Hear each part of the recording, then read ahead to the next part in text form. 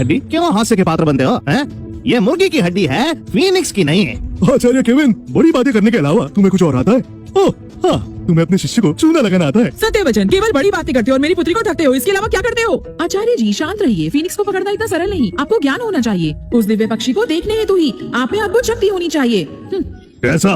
यदि अभी पराजय स्वीकार लो और हमारे गुरुकुल आ जाओ, वचन देता हूँ कि तुम योद्धा योगिनी स्तर पालोगी। कैसा?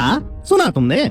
ज्येष्ठ भ्राता बीती बातों को भुलाकर तुम्हें योद्धा योगिनी का स्तर दे सकते हैं। पराजय क्यों नहीं स्वीकारती? बेहद घमंडी है। कुछ समय पश्चात वो घुटने टेककर देवशास्त्र का हिस्सा बन जाएगी। हाँ, और केविन भी। जब समय आएगा तभी दोनों शौचालय की शुद्धि करेंगे। टेसा, पराजय स्वीकार कर लो। यदि तुम्हें युद्ध करना है तो करते हैं, ये बातचीत क्यों? ठीक है, हमारे बीच का अंतर देख लो। तुम मेरा सामना नहीं कर सकते। तुम मेरा सामना कैसे कर रही हो? क्या तुम्हें लगता है कि मैंने अपनी शक्ति का निर्माण तुम्हारी भेंट की हुई हड्डी से किया है? तोड़ो। आकाश के चुने हुए छोटे योद्धा योगी, क्या तुम में इतनी ही शक्ति है? स्वर्णिम स्तर, केवल इतनी ही शक्ति है तुम में? तुम स्वयं को 10 महागुरु में से एक मानते हो? धिक्कार है।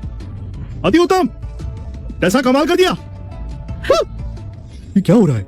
क्या भ्राता श्री कैलेब ने दिव्य घटना उजागर नहीं की थी? स्वर्णिम स्तर साकार करने के पश्चात एक फीनिक्स उनकी रक्षा कर रहा था, वो पराजित कैसे हो सकते हैं? कैलेब जी एक ही बार में हार गए, ये ऐसा कैसे हो सकता है? संभवतः टेसा लैंग सच्ची योद्धा योगिनी है। असंभव, टेसा ने तो शक्ति की स्थापना की शुरुआत की है, वो ज्येष्ठ भ्राता को कैसे पराजित कर सकती है? हमारे भ्राता श्री तो सच्चे योद्धा योगी है, वो कैसे पराजित हो गए? कैसे? नहीं, सत्य यह है, ज्येष्ठ भ्राता उन्होंने दया दिखाई और अपनी संपूर्ण शक्ति का प्रयोग नहीं किया, और टेसा ने निर्लज होकर भ्राता कैलेब की दया का लाभ उठाया और संपूर्ण शक्ति से भ्राता को पराजित किया। हाँ, चिंतामुख के निवासी नीच है। क्या हुआ? देवशास्त्र को पराजय स्वीकार नहीं हो रही है क्या? किसी और को भी हमें चुनौती देनी है क्या?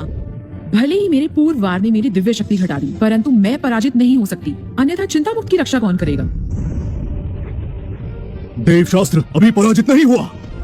आचार्य जी, ये एक प्राण युद्ध है, 3 युद्धों का अंतिम युद्ध है।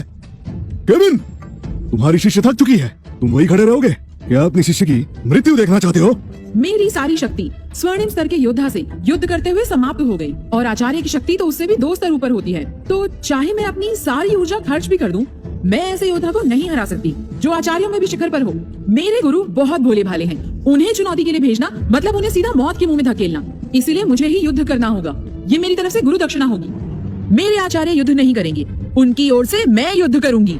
केविन, अगर तुम मर्द हो तो अपनी शिष्य की जगह तुम युद्ध करो, मेरे पिता तुम्हें मारेंगे नहीं। हाँ, एक युवती के पीछे छुपते हो, कैसे मर्द हो आप? आचार्य केविन, स्वयं हमारे आचार्य आपसे युद्ध करने आए हैं, यदि आप पराजित भी हुए तो भी सम्मान की बात है। सत्यवचन, आपको डींगे मारने में रुचि है ना? जब आप देवशास्त्र के सेवक होंगे तो कहानी बताइए कैसे आपने हमारी दिव्य आचार्य से युद्ध किया। दिव्य आचार्य? मेरे आचार्य को ललकारने से पहले मुझसे युद्ध करना होगा, समझ गए आप? तुम्हें अब भी मेरी शक्ति का स्मरण नहीं है। अरे ये क्या?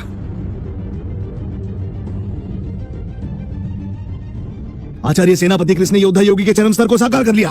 इन्होंने तो सारी बाधाएं तोड़ दी है। अद्भुत! एक दिव्य योद्धा योगी बनकर आपने संपूर्ण साम्राज्य में अपना सम्मान और अधिक बढ़ा लिया। अत्यंत शक्तिशाली, अपनी शक्ति से वो चिंतामुक्त को शमशान में बदल देंगे। मेरे पिताश्री की शक्ति के बल पर हम अवश्य विजयी होंगे। केविन, चिंतामुक्त गुरुकुल को नष्ट करना किसी चींटी को कुचलने समान होगा।